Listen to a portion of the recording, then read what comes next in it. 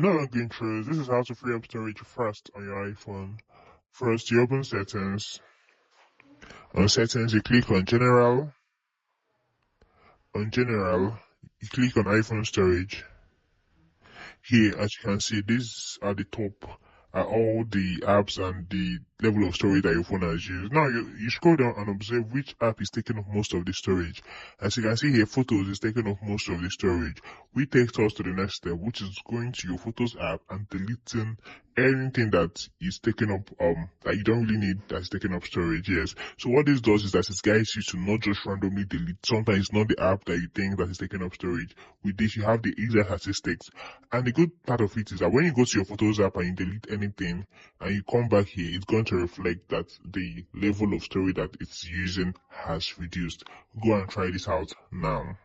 Next, you still open settings. On settings, you still click on general and then you still click on iPhone storage yet. Now, what you're going to do right now is that we are going to upload apps that you don't use as often. Yes, that's what we're going to do. So let's take, for instance, you go to Tips app. For instance, you don't use this app as often. So what you're going to do is that you're just going to click on Upload app and then upload the Tips app. This way, whatever storage that is taken up is going to stop taking it up. Do you understand? So this is going to help free up your storage while still retaining all the information on the app. That's the difference between uploading an app and deleting an app. When you upload an app, all the necessary information, all the data is still in that app.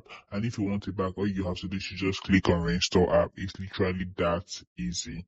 If you turn off this and it's still not reflecting, the next easy thing for you to do is to just power off your phone.